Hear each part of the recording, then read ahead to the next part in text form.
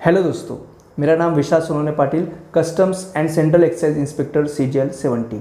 ये होकैप का जो अपना ये जो कोर्स है, इसको यदि आपको अच्छे से करना है ना, तो डिस्क्रिप्शन बॉक्स में one word substitution, idiom phrases, then Barron का लिस्ट, देन फ्रेजल वर्ब, इन चारों का PDF लिंक आपको वहाँ पे मिलेगा। तो वहाँ पे उस लिंक पे जाना है आपको और उसका क्या करना है, जेरोक्स निकाल लेना है ना। जेरोक्स यदि आपके पास रहेगा तो बहुत ही आसान रहेगा आपके लिए। और यहाँ पे जो वीडियो चलेगा वहाँ पे तो आपको PDF मतलब वो दिखेगी कि आप कौन से वन वर्ड कर रहे हैं, कौन से इडियम कर रहे हैं। लेकिन आप यदि जेरोक्स आपके पास रहेंगे तो बहुत ही अच्छी बात है, ठीक है। और यदि वहाँ से आपको एक्सेस नहीं होगा तो टेलीग्राम पे विशाल सर सेंट्रल एक्साइज सर्च कर लेना, वहाँ पे आपको PDF मिल जाएगा, ठीक है। तो ऐसे आपको उसका जेरोक्स निकालना है अच्छे से और कर लेना है, ठीक है। हर रोज 10 वन वर्ड, 10 इडियम फ्रेजेस और 10 वर्ड्स होंगे बैरन की लिस्ट से और 5 फ्रेजल वर्ब रहेंगे। ऐसे यदि आप हर रोज पढ़ाई करोगे तो ही आपका होकैप अच्छे से 6 मंथ में हो जाएगा, नहीं तो होकैप करना बहुत ही मुश्किल होता है ना। तो अच्छे से इसको होकैप करना है और फिर आपको उसको अच्छे से रिवाइज भी करना है। और शाम को 5 बजे अपने टेलीग्राम ग्रुप पे आपको एग्ज़ाम देना है आज के पर्टिकुलर होकैप का। तो ऐसे मतलब आप यहाँ पे अच्छे से होकैप पढ़ लोगे फिर एग्ज़ाम दोगे, तो ऐसे करोगे ना तो बहुत ही अच्छे से आपका होकैप होने वाला। यही बेस्ट वे है होकैप करने का, ठीक है। और यार प्लीज़ यदि आपको ये ऑडियो ये जो आएगा अभी यदि पसंद आता है ना, प्लीज़ वीडियो को लाइक, कमेंट और शेयर करना है, क्योंकि जो कमेंट्स होती है मुझे उससे पता चलता है कि मैं कितने बच्चों के लिए एफर्ट्स कर रहा हूँ, कितने स्टूडेंट्स को मैं पढ़ा रहा हूँ। तो ये बहुत ही इंपॉर्टेंट है, वीडियो को लाइक और कमेंट करना, ठीक है। फिर ऑडियो अपना स्टार्ट कर देते हैं। तो कल तक हमने वन वर्ड पढ़ लिए थे अल्ट्रुइस्ट तक, है ना। और आज हमारा फर्स्ट वन वर्ड है आज के दिन का, वो है अमैच्योर। अमैच्योर, AMATEUR, अमैच्योर यानी a person who does something for pleasure rather than for पे। एक व्यक्ति जो कोई काम कमाई के लिए नहीं बल्कि शौक के लिए करता है। जैसे देखो, हम क्रिकेट खेलते हैं, है ना, हम फुटबॉल खेलते हैं, तो हम किस लिए खेलते हैं, हम शौक के लिए खेलते हैं, है ना। हम पैसे के लिए थोड़ी ना खेलते हैं। पैसे के लिए यदि खेलते तो हम क्या करते थे, इंडिया की टीम की तरफ से खेलते हैं। जैसे देखो, विराट कोहली प्रोफेशनल क्रिकेटर है, लेकिन हम भी यदि क्रिकेट खेल रहे तो हम क्या कर रहे हैं, हम एक अमेच्योर क्रिकेटर है, क्योंकि हम शौक के लिए कर रहे हैं, हमें कुछ पैसा थोड़ी ना मिल रहा है उस क्रिकेट खेलने से। तो ये होता है अमेच्योर। आप अमेच्योर फुटबॉल या कोई भी स्पोर्ट्स खेल सकते हैं, है ना, जिससे सिर्फ आप शौक के लिए कर रहे हो। देखो, इमैच्योर भी एक शब्द होता है, इमैच्योर भी एक वर्ड होता है इंग्लिश में। और इमैच्योर ये होता है कि जो मैच्योरिटी होता है ना उसका अपोजिट होता है इमैच्योर, यानी जो मैच्योर नहीं उसे इमैच्योर कहा जाता है। लेकिन अमैच्योर अलग है। अमैच्योर मतलब जो पैसे के लिए नहीं सिर्फ शौक के लिए करता है, उसे अमैच्योर कहते हैं। नेक्स्ट वर्ड है अमेजॉन, AMAZON, अमेजॉन। अमेजॉन मतलब नोटेबली टॉल, फिजिकली स्ट्रॉन्ग और स्ट्रॉन्ग विल्ड वुमेन, लंबी चौड़ी मजबूत स्त्री। यानी जो बहुत अमेजॉन होती है ना वो बहुत ही ऐसे टॉल रहेगी, है ना, और फिजिकली बहुत स्ट्रांग रहेगी और उसमें विल पावर भी बहुत ज़्यादा होगा, उसे अमेजॉन कहा जाता है। ऐसी लेडी को अमेजॉन कहा जाता है, ठीक है। एकदम इजी वर्ड है। देन नेक्स्ट वर्ड है एम्बेसडर, है ना, एम्बेसडर, AMBASSADOR, एम्बेसडर। और डिप्लोमैट, DIPLOMAT, डिप्लोमैट। और इनवॉय, ENVOY। इन तीनों वर्ड्स का एक ही मीनिंग है, उसका देख लेंगे हम। A diplomatic minister of the higher order sent by a country to another, यानी राजदूत। यानी हमारे देखो, हमारे एम्बेसडर, डिप्लोमेट, इनवॉय अलग अलग देश में रहते हैं इंडिया के। जैसे देखो, अमेरिका में यदि है हमारे एम्बेसडर या डिप्लोमेट या इनवॉय, यानी हमारे गवर्नमेंट उनको वहाँ पे रखते हैं। और जो एम्बेसडर रहते हैं ना वो अमेरिका के गवर्नमेंट और इंडिया के गवर्नमेंट के बीच में वो काम करते हैं। मतलब इंडिया के कोई इन्फॉर्मेशन यदि देना है अमेरिका को तो वो राजदूत देते हैं, और अमेरिका को इंडिया को कोई इन्फॉर्मेशन देता है तो वो एम्बेसडर, वो वही राजदूत देता है, ठीक है। तो एक अपना गवर्नमेंट ऑफिसर होता है दूसरे देश में जो अपने गवर्नमेंट को या अपने देश को रिप्रेजेंट करता है, एम्बेसडर। देन नेक्स्ट वर्ड है एम्बीडेक्स्टरस, AMBIDEXTROUS, AMBIDEXTROUS, एम्बीडेक्स्टरस यानी a person who is able to use both hands with equal skill, जो अपने दोनों हाथों को एक सी कुशलता से इस्तेमाल करता है। एम्बीडेक्स्टर्स तो बहुत ही ईजी है। जैसे देखो, 3 इडियट मूवी आपने देखा होगा, उसमें जो वायरस नाम का कैरेक्टर है ना, वो प्रोफेसर रहते हैं वायरस, है ना, वो दोनों हाथ से लिखते हैं बोर्ड पे। यानी जो आदमी, तो कौन हो गया, वो एम्बीडेक्स्ट्रस होता है वायरस, है ना। यानी जो दोनों हाथों से लिख सकते हैं ना उन्हें एम्बीडेक्स्ट्रस कहा जाता है। एम्बिग्यूअस, AMBIGUOUS, एम्बिग्यूअस यानी a statement open to more than interpretation, a sentence whose meaning is unclear, जिसके एक से अधिक अर्थ निकलते हैं इसलिए अस्पष्ट। यानी एम्बिग्यूअस एक ऐसा स्टेटमेंट रहेगा, ऐसी चीज़, ऐसा स्टेटमेंट रहेगा उससे एक से दो एक मतलब अलग अलग मीनिंग निकल रहे हैं, यानी अनक्लियर है, तो हम समझ नहीं पाते कि यार ये सामने वाला बंदा बोलना क्या चाहता है। जैसे देखो कुछ दिनों के बाद यदि नरेंद्र मोदी जी आते हैं और वो कहते हैं कि कोविड-19 तो इंडिया से ख़त्म हो चुका है, लेकिन फिर भी हम 2 महीने के लिए लॉकडाउन बढ़ा रहे हैं, तो ये तो एम्बिग्यूअस हो गया ना, क्योंकि यार सच्ची में कोविड-19 खत्म हो गया तो फिर लॉकडाउन क्यों बढ़ा रहे, है ना, तो ये तो एम्बिग्यूअस स्टेटमेंट हो गया, यानी अनक्लियर हो गया, तो ये होता है एम्बिग्यूअस। देन है ambivalent, AMBIVALENT, AMBIVALENT, ambivalent, having opposing feelings, जो पक्ष और विपक्ष दोनों में हो इसलिए विचार में अस्पष्ट। यानी एम्बीवैलेंट में देखो फीलिंग्स होती है, मतलब एक तो मतलब एम्बीवैलेंट यानी दोनों फीलिंग्स, यानी पक्ष में हो और विपक्ष में भी हो, उसे एम्बीवैलेंट कहा जाता है।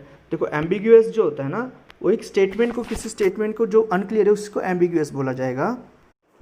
और एम्बीवैलेंट फीलिंग मतलब देखो, जैसे देखो यदि आपको नहीं क्या अभी आगे नहीं क्या गवर्नमेंट जॉब तो लगने वाली है ना, तो जैसे आपको गवर्नमेंट जॉब लग गई, आप इंस्पेक्टर बन गए, है ना, फिर आपको नहीं क्या शायद होम टाउन ना मिले शायद, है ना, आपको थोड़ा अपना सिटी यदि छोड़ना हो, है ना, तो फिर आप सिटी छोड़ रहे हो, है ना, आप अपने घर से दूर जा रहे हो, आपके अंदर पॉजिटिव फीलिंग्स भी बहुत है कि हमें देश की सेवा करने का मौका मिल रहा है, हमने जो सपना देखा था वो हमें अभी पाने का मौका मिल रहा है, लेकिन हमें घर भी छोड़ना पड़ रहा है ना, तो वो दोनों फीलिंग यानी अच्छा भी लग रहा है और थोड़ा सा बुरा भी लग रहा है, इसी को एम्बीवैलेंट कहा जाता है। एकदम इजी वर्ड है एम्बीवैलेंट, ठीक है। नेक्स्ट वर्ड है एम्बीवैलेंट के बाद अमेनेबल, सॉरी एम्बीवर्ट है, अमेनेबल के पहले एम्बीवर्ट है, ठीक है। और ये देखो ये जो पेज नंबर चालू है ना, ये तुम्हारे वन वर्ड का जो पेज नंबर है वो है 27 पेज नंबर है, वो PDF में देखो नीचे नहीं क्या पेज नंबर है, वहाँ पे 27 पेज है। तो एम्बीवर्ट जो है ना, तो एम्बीवर्ट वो होता है जो बोथ इंट्रोवर्ट एंड एक्सट्रोवर्ट भी होता है, AMBIVERT, एम्बीवर्ट यानी बहुत इंट्रोवर्ट और एक्सट्रोवर्ट दोनों होता है, यानी जो बातोनी एवं कम बोलने वाला दोनों का गुण रखता है। देखो 3 टाइप के लोग होते हैं दुनिया में, एक होते हैं इंट्रोवर्ट वो लोग होते हैं जो कुछ भी नहीं बोलते, मतलब बहुत कम बोलते हैं, मतलब कहीं भी पार्टी में भी जाएंगे ना तो अपने आप मतलब अंदर ही रहेंगे, वो किसी से बात नहीं करेंगे ज़्यादा, है ना, सिर्फ हाय बाय इतना सा नॉर्मल सा बात करेगा।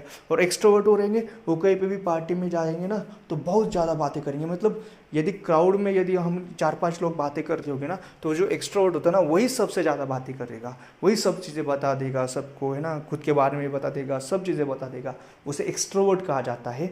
और एम्बीवर्ट यानी ये दोनों का मिश्रण होता है।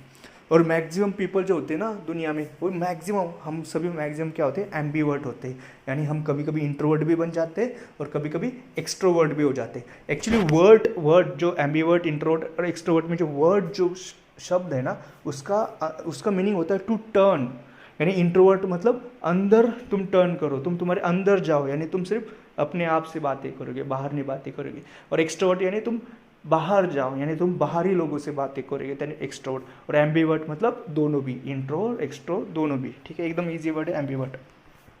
देन नेक्स्ट वर्ड है अमेनेबल, AMENABLE, अमेनेबल यानी इजीली परस्यूडेड और कंट्रोल्ड, जिसे आसानी से समझाया या नियंत्रित किया जा सके, अमेनेबल। देखो हमने क्या अमेनेबल है, इसीलिए कोविड-19 में जब मोदी जी ने बोला कि आपको लॉकडाउन में घर के अंदर रहना, तो हम घर के अंदर रहना स्टार्ट कर दे, क्योंकि क्या है, हम अमेनेबल है, हमें इजीली कंट्रोल कर सका जा सकता है ना। लेकिन कुछ लोग तो बहुत बेवकूफ़ होते हैं, है ना, वो लॉकडाउन के वक्त भी बाहर घूम रहे, इधर उधर जा रहे, तो वो क्या है, वो अमेनेबल नहीं है ना। नेक्स्ट वर्ड है अमनेस्टी, AMNESTY, अमनेस्टी यानी general pardon granted by government, सरकार द्वारा दिया जाने वाला क्षमादान। देखो जैसे सब को सुप्रीम कोर्ट ने उन्होंने, है ना, एक आदमी है उसे फांसी की सज़ा दे दी, सब कुछ हो गया, अभी सुप्रीम कोर्ट ने फाइनली सज़ा दे दी कि भाई इसको अभी फांसी देना है, तो उसे अमनेस्टी के लिए वो क्या जाता है, राष्ट्रपति के पास जाता है, गवर्नमेंट के पास जाता है और उनसे बोलता है कि मुझे अमनेस्ट दे दो, यानी मुझे क्षमादान दे दो, मुझे फांसी मत दो। तो अमनेस्टी मतलब गवर्नमेंट क्या कर सकती है कि चलो हमें तुमने माफ़ कर दिया, हाँ तुम घर जाओ आराम से, ठीक है। तो अमनेस्टी ये होता है कि पार्डन दे दिया, एक क्षमादान दे दिया, ये होता है अमनेस्टी। देन नेक्स्ट वर्ड है amoral, AMORAL, amoral, one not concern with right और रॉन्ग, जिसे सही गलत से कोई मतलब नहीं हो, मतलब सही गलत कुछ लेना देना, सिर्फ उसे उसका काम करना है, वो इंसान होता है अमोरल, है ना। अमोरल शायद पॉलिटिशियन भी हो सकता है, मतलब कोई वो कोई चीज़ कर रहा है, कुछ नहीं सही गलत कुछ लेना देना नहीं, वो कर रहा है बस। अमोरल क्रिमिनल भी हो सकता है ना, उससे कुछ नहीं, सही कर रहा है गलत कर रहा है, जैसे ह्यूमन ट्रैफिकिंग, कुछ नहीं मुझे पता नहीं सही या गलत है, सिर्फ मैं कर रहा हूँ, वो है अमोरल, है ना। तो ये तो हो गया वन वर्ड। अभी हम ईडियम एंड फ्रेजेस देखेंगे। हम अभी ईडियम्स स्टार्ट कर देंगे। देखो कल हमने ऑल एंड सेंट्री तक ईडियम कर लिए थे, ऑल एंड सेंट्री यानी सभी लोग, और पेज नंबर 71 है, राइट साइड में नीचे पेज नंबर है, तो वहाँ पे है ऑल एंड सेंट्री था। अभी हम नेक्स्ट ईडियम देखेंगे, all bark and no bite. All bark यानी नो बाइट, यानी देखो सिंपल है, बार्क मतलब क्या, भौंकना, जैसे कुत्ता सिर्फ भौंक रहा है और वो काट नहीं रहा, यानी वो क्या कर रहा है, सिर्फ बातें या धमकी, काम नहीं, उसे all bark and no bite कहा जाता है। जैसे देखो कोई आदमी सिर्फ आपको धमका रहा है ना, आपको ये बोल रहा है कि आपने ये काम नहीं किया दिया तो मैं तुम्हें सस्पेंड कर दूंगा, या आपने ये काम नहीं कर दिया तो मैं तुम्हें मार दूंगा, ऐसे सिर्फ धमका रहा लेकिन कुछ कर नहीं रहा, आपको भी पता है ना। तो वो क्या कर रहा है, all bark and no bite कर रहा है। देखो जैसे कोई आपका दोस्त है, वो जब भी आप उससे मिलते हैं वो हमेशा ये बोलता है कि मैं इतना पढ़ाई करूंगा ना, CGL में ऑल इंडिया रैंक 1 ला लूँगा, है ना। और आप जब भी देखते हो उसको, वो ऐसे ही टाइम पास कर रहा है, PUBG खेल रहा है, कुछ पढ़ाई नहीं कर रहा है, तो वो क्या कर रहा है, all bark and no bite कर रहा है, यानी सिर्फ बोल रहा है, कुछ कर नहीं रहा है ना।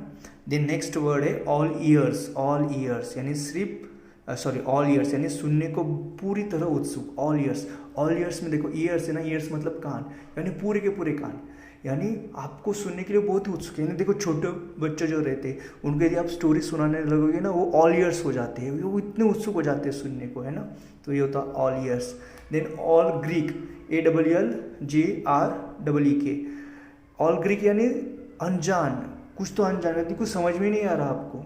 जैसे देखो यदि मैंने ये वोकैब सेशन, यदि मैंने ग्रीक लैंग्वेज में बोलना स्टार्ट कर दिया तो आपको कुछ समझ में नहीं आएगा ना, तो क्या हो जाओगे आप, अनजान हो जाओगे इस वोकैब से, यानी इस वोकैब के बारे में आपको कुछ नॉलेज ही नहीं फिर, है ना। ये हो जाएगा all Greek. All in the same boat यानी सभी एक ही परिस्थिति में, all in the same boat यानी सभी एक ही परिस्थिति, यानी मतलब सब लोग, everybody is in the same situation, यानी सेम सिचुएशन में सब लोग हैं। तो देखो actually all in the same boat ने क्या मैक्सिमम टाइम ने क्या निगेटिव सिचुएशन के लिए बोला जाता है। जैसे देखो आप हमारा GS अपना जो GS सेक्शन स्टार्ट हुआ ना, उसके पहले क्या था, क्या थे आप कि आप GS इधर उधर से कर रहे हैं ना, बहुत कन्फ्यूजन है, GS हो ही नहीं रहा है, कितने दिन से पढ़ रहे हैं लेकिन फिर भी पता नहीं कि बाबर के पास हुमायूं आता है क्या, कौन आता है, बाबर का बेटा कौन, नहीं पता। तो क्या था, all in the same boat थे आप, है ना। लेकिन आप अब बहुत अच्छे से पढ़ रहे हो, एक ही जगह पे पूरा अच्छा नॉलेज मिल रहा है ना। तो आपको अभी सब कुछ आ भी रहा है, सब कुछ आपका नॉलेज बढ़ रहा है और एकदम आसानी से भी आप पढ़ रहे हो, है ना। अभी भी आप all in the same boat ही हो, लेकिन आप ये पॉजिटिव वाला बोट है ना। हाँ, लेकिन actually all in the same boat नहीं का, थोड़ा निगेटिव जो सिचुएशन रहती है ना, डिफिकल्ट सिचुएशन, उसके लिए यूज़ किया जाता है, याद रखो। द नेक्स्ट वर्ड है ऑल मूनशाइन, यानी एकदम झूठी या भ्रामक बात। ऑल मूनशाइन यानी सबसे बड़ी झूठी बात होती है ना, उसे नहीं एकदम ऑल मूनशाइन बोला जाता है। जैसे कोई बंदा आपके पास आ जाए और वो बोले आपको कि मुझे 1 करोड़ रुपए दे दो और मैं तुम्हें ऑल इंडिया रैंक 1 ला लूँगा, मतलब मेरी कुछ जुगाड़ है ऑफिस में, मैं तुम्हें ऑल इंडिया रैंक 1 ला लूँगा एकदम बढ़िया से। तो क्या है बात, ऑल मूनशाइन है ना, एकदम झूठी भ्रामक बात है ना। तो आपको मेहनत करना पड़ेगा, मेहनत से ऑल इंडिया रैंक 1 आ जाएगा और एकदम अच्छे से आ जाएगा, हम कर लेंगे मेहनत, ठीक है। देन नेक्स्ट वर्ड है all one's might and main, यानी पूरी शक्ति या क्षमता। ऑल वंस माइट एंड यानी आप जितनी भी ताकत है ना उस पूरी लगा देना, उसे बोलते हैं all one's might and main. यानी यदि आप आपके पूरे ऑल वंस और मेन के साथ पढ़ाई करोगे तो फिर ऑल इंडिया रैंक 1 तो आना ही है ना। ऑल थम्स यानी काम करने में बेढंगा, ऑल थम्स, ठीक है। मतलब उसे वो काम नहीं आता। जैसे कोई यदि मुझसे बोले कि क्या आप पेंटिंग कर सकते हो अच्छे से, तो मैं बोलूँगा I am all thumbs in painting, यानी मुझे पेंटिंग अच्छे से नहीं आती। तो ऑल थम्स यानी वो काम वो नहीं कर सकता अच्छे से। देन नेक्स्ट वर्ड है अल्मा मैटर। अल्मा मैटर यानी पढ़ाई का पहला स्थान, यानी जो आपके स्कूल कॉलेज वगैरह होते हैं ना, उनको अल्मा मैटर बोला जाता है। एकदम ईजी वर्ड है। देन अल्टर ईगो यानी बहुत नज़दीकी दोस्त। अल्टर ईगो, देखो अल्टर यानी दूसरा कोई, ईगो मतलब आए, यानी मेरे जैसा दूसरा, यानी आपका बहुत ही नज़दीकी दोस्त है ना, क्योंकि वो आपकी जैसा ही है इसीलिए तो आपके नज़दीकी दोस्त है, अच्छा दोस्त है ना। तो अल्टर ईगो यानी आपका बहुत ही नज़दीकी दोस्त। देन नेक्स्ट इडियम है always a bridesmaid never a bride. Always a bridesmaid never a bride, यानी देखो ब्राइड होती है ना, ब्राइड के साथ ब्राइड्समेड भी रहती है, जो ब्राइड की निकाह देखभाल वगैरह करती है शादी के टाइम पे। तो देखो फोकस किस पे रहेगा शादी में, ब्राइड पे रहेगा ना सर, हर कोई ब्राइड को देखने के लिए वहाँ पे आते, तो मेन फोकस तो ब्राइड पे रहता है, ब्राइड्समेड पे फोकस नहीं रहता है। तो always a bridesmaid never bride, यानी कभी प्रमुख भूमिका में नहीं होना, हमेशा सेकेंड होना, यानी वो ब्राइड्समेड प्रमुख भूमिका में थोड़ी नहीं रहती, वो सेकेंड रहती है। जैसे देखो कोई प्रमोशन के लिए बहुत प्रयास कर, लेकिन उसको प्रमोशन मिल ही नहीं रहा, तो वो क्या बोलेगा, I am always a bridesmaid never a bride, है ना। तो ये भी हो गया अपने इडियम एंड फ्रेजेस। अब हम बैरन लिस्ट से होके अब स्टार्ट कर देंगे। तो एक्सेसरी, एक्सेसिबल तक हमने कल पढ़ा था, आज एक्सेसरी, ACCESSORY, एक्सेसरी यानी एडिशनल ऑब्जेक्ट, यानी एडिशनल ऑब्जेक्ट, यानी आपके पास कोई तो पहले से लेकिन एक एडिशनल कुछ ऑब्जेक्ट है तो उसको एडिशनल एक्सेसरी बोला जाता है। हम और useful but not essential thing, यानी वो यूजफुल है लेकिन इसेंशियल नहीं है, मतलब उसके बिना भी रह सकते हैं हम, बट वो यूजफुल है लेकिन वो एक ऐसा नहीं कि उसके बिना नहीं रह सकते, उसको बोलते हैं एक्सेसरी। जैसे एग्जांपल से और आपको अच्छे से समझ में आ जाएगा। She bought an attractive handbag as an accessory for her dress, ठीक है, यानी उसके पास तो ऑफकोर्स अच्छा ड्रेस है लेकिन उसने एक हैंड बैग भी लिया है एज एन एक्सेसरी, ठीक है, एडिशनल ऑब्जेक्ट है वो, ऐसा नहीं वो यूजफुल है लेकिन वो ऐसा नहीं कि वो विदाउट हैंड बैग वो मतलब वो अच्छी नहीं दिख रही थी या वो ड्रेस अच्छा नहीं दिख रहा था, लेकिन वो एक्सेसरी है, ठीक है। एक्सेसरी क्या है, नाउन फॉर्म है। देन नेक्स्ट वर्ड है अक्लेम, ACCLAIM, अक्लेम। अक्लेम एक वर्ब फॉर्म है, ठीक है। उसका मीनिंग है अपलॉड और अनाउंस विथ ग्रेट अप्रूवल, यानी प्रशंसा करना। यदि आप किसको अक्लेम कर रहे हो यानी आप उसकी प्रशंसा कर रहे हो। तो देखो इसका ट्रिक कैसा है याद रखने का, अक्लेम में क्लेम वर्ड है, क्लेम। ये देखो आप 2020 या 2019 का Tier 3 आपका पूरा रिजल्ट आ जाता है फाइनल, और आप क्लेम करते हो कि मैं ऑल इंडिया रैंक 1 आया, तो ऑफकोर्स सब आपको क्या करेंगे, अक्लेम करेंगे ना, यानी आपकी प्रशंसा करेंगे। तो ये ट्रिक याद रखना है। उसका सेंटेंस है the NBC sports casters acclaimed every American victory in the Olympics, यानी ये NBC स्पोर्ट कास्टर जो थे ना वो अक्लेम कर रहे थे, यानी प्रशंसा कर रहे थे हर एक अमेरिकन विक्ट्री का जो ओलंपिक में उनकी होती थी, एंड डिक्राइड एवरी अमेरिकन डिफीट, यानी हर एक जो उनकी जो भी एक डिफीट रहती थी या पराजित होती थी उसको वो डिक्राइड करते थे या उसको अक्लेम नहीं करते थे, प्रशंसा नहीं करते थे, प्रशंसा का अपोजिट है डिक्राइड। नेक्स्ट है अक्लीमेट, तो ACCLIMATE, अक्लीमेट। देखो एकदम इजी वर्ड है, अक्लीमेट मतलब एडजस्ट टू क्लाइमेट, ठीक है, और हाँ यानी क्लाइमेट को एडजस्ट करना है, एडेप्ट करना, उसको अक्लीमेट कहा जाता है। देखो ट्रिक क्या है, अक्लीमेट में क्लाइमेट आ रहा है ना, अक्लीमेट वर्ड में क्लाइमेट आ रहा है, तो अक्लीमेट कर रहे हो आप, यानी आप उस क्लाइमेट को क्या कर रहे हो, एडजस्ट कर रहे हो। एकदम इजी वर्ड है, एडेप्ट कर रहे हो। सेंटेंस से और अच्छे से समझ में आ जाएगा। जैसे one of the difficulties of our present age is the need of travellers to acclimate themselves to their new and often strange environments.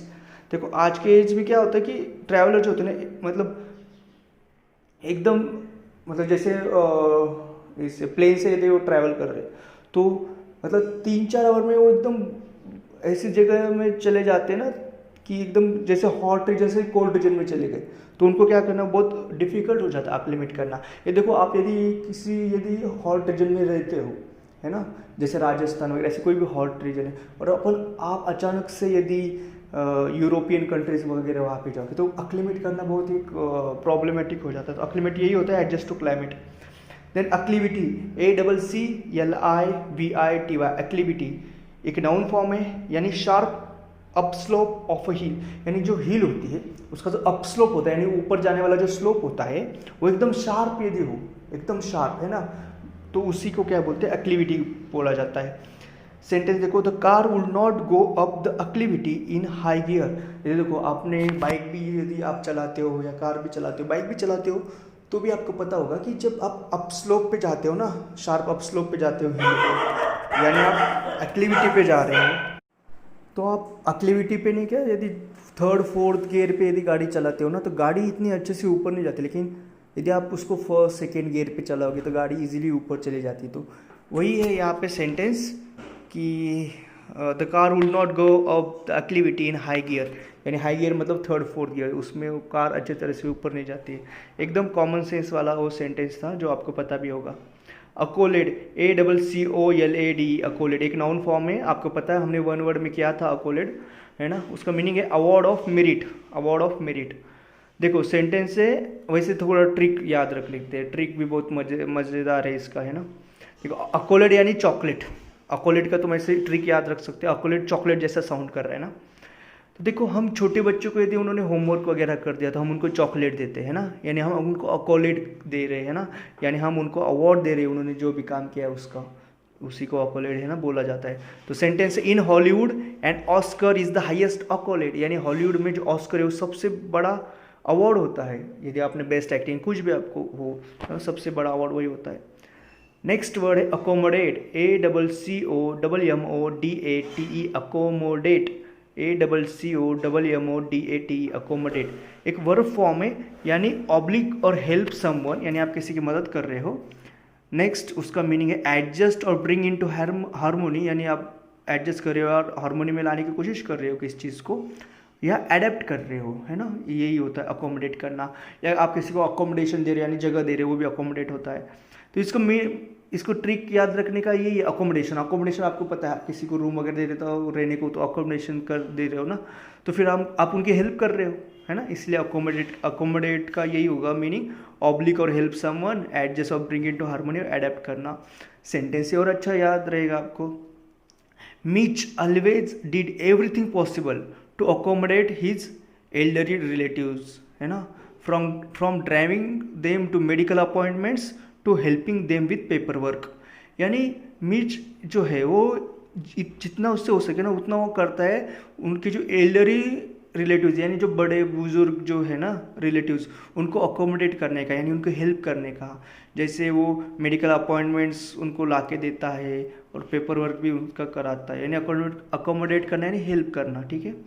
Then next word है अकोम्प्लिस, एक नाउन फॉर्म है, ACCOMPLICE, अकोम्प्लिस नाउन फॉर्म है।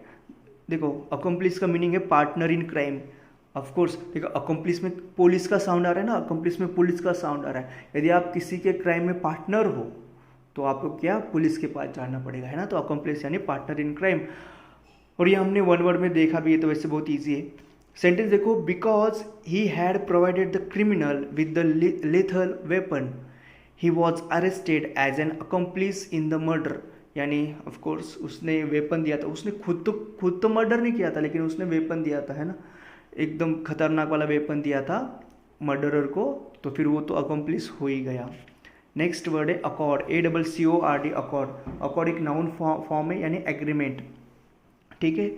Accord, तो accord एक noun form है, यानी agreement, ठीक है। सेंटेंस है, she was in complete accord with the verdict, she was in complete, यानी उसको वो पूरे एग्रीमेंट में थी वर्डिक्ट के। तो वर्डिक्ट क्या होता है, जो जूरी ने जो भी डिसाइड किया होता है ना डिसीजन, उसे वर्डिक्ट कहा जाता है, ठीक है। तो एकदम इजी वर्ड है ये अकॉर्ड, है ना। अभी नेक्स्ट वर्ड देखते हैं अकॉस्ट, ACCOST, अकॉस्ट। अकॉस्ट एक वर्ब फॉर्म है, इसका मीनिंग है approach and speak first to a person, यानी आप खुद अप्रोच कर रहे हो, आप खुद उस पर्सन के पास जा रहे हो और खुद उसको फर्स्ट मतलब पहली बात कर रहे हो, उसी को अकॉस्ट बोला जाता है। और अकॉस्ट एक्चुअली का निगेटिव टर्म है, यानी आप किसी को उसके सामने जाके उसको बात करके उसको आप घबरा रहे हो ना, यानी आप अकॉस्ट कर रहे हो, ठीक है। तो अकॉस्ट एक्चुअली एक निगेटिव वर्ड है, ठीक है। तो देखो इसको याद कैसे रखना है, अकॉस्ट में कॉस्ट आ रहा है ना, कॉस्ट आ रहा है, तो एट एनी कॉस्ट आप किसी के पास जाओगे और उनसे डरावनी बातें करेंगे, उनसे बात करेंगे जिससे वो डर जाए, तो उसी को अकॉस्ट कहा जाता है। ये ट्रिक आपको याद रखना है ना। मीनिंग देखो, when the two young men accosted me I was frightened because I thought they were going to attack me. यानी मीनिंग, जब दो यंग मैन थे जिन्होंने मुझे अकॉस्ट किया, यानी वो मेरे पास आए और मुझे मेरे अच्छा ऐसा अप्रोच किया जैसे कि वो डरावना अप्रोच था, है ना, तो मैं डर गया और मुझे लगा कि वो मुझ पर अटैक करने वाले, क्योंकि अकॉस्ट में वही होता है, आप ऐसे जाते हो ना जैसे कि आप किसी पे अटैक करने वाले हो। देन अकाउटर, अकाउटर, ठीक है, एक्चुअली इसका मीनिंग एक्यूटर होता है, लेकिन हम अकाउटर याद रखेंगे, ACCOUTRE, अकाउटर एक वर्ब फॉर्म है, यानी इक्विप करना, यानी खुद को जो भी ना सज्जित करना भी बोलते हैं इसको हिंदी में। तो अकाउटर यानी इक्विप कर लेना खुद को, ठीक है। तो अपन इसको सेंटेंस देखते हैं अपना। The fisherman was accounted with the best that the sporting goods store could supply. यानी फिशरमैन ने ऐसा इक्विप कर लिया था, एकदम बेस्ट जो है ना, जो स्पोर्टिंग गुड्स सप्लाई, जो जिनके उनके पास जो स्टोर के पास जो बेस्ट है ना, वो लेके उन्होंने खुद को इक्विप कर लिया। यानी उनके जो बेस्ट मिला वो उन्होंने खुद के पास रख लिया, अच्छे से सज्जित कर लिया खुद को। तो आप इसको ऐसे भी कर सकते हैं याद रखने के लिए ट्रिक, कि देखो अकाउंटर में काउंटर है ना, तो काउंटर से आपने सामान ले लिया और आपने खुद को इक्विप कर लिया, है ना, खुद को अकाउंटर कर लिया, ये आप इसको याद रख सकते हैं, ठीक है। तो अपने क्या हो गए, अभी बैरन की लिस्ट से भी इनका वर्ड्स कंप्लीट हो गए। अब हम देखेंगे फ्रेजल वर्ब्स। 16वां नंबर का वर्ड है हमारा आज के दिन, वर्ड है बिकम ऑफ। बिकम ऑफ यानी टू हैपन या घटित होना, किसी व्यक्ति के साथ कुछ तो घटित होना, कुछ तो हैपन होना, उसी को बिकम ऑफ कहा जाता है। और इस बिकम ऑफ में ओ एफ है, खाली OFF नहीं है, OF है, ठीक है। तो एग्जाम्पल है, I wonder what became of my old friends, ठीक है। मतलब मैं सोचता हूँ, मुझे आश्चर्य होता है कि मतलब मैं सोचता हूँ कि मेरे जो पुराने दोस्त थे उनके साथ क्या हुआ होगा, मतलब वो उनका जॉब क्या होगा, वो क्या कर रहे होंगे आज की डेट में, वही बिकम ऑफ है ना, उनके साथ क्या घटित हुआ होगा। नेक्स्ट वर्ड है 17 number, boil down to. Boil down to यानी to be reduced to its essentials. To be reduced to its essentials यानी सार निकालना, किसी को चीज़ को संक्षिप्त कर देना, छोटा कर देना, उसी को बॉइल डाउन टू बोला जाता है, ठीक है। देन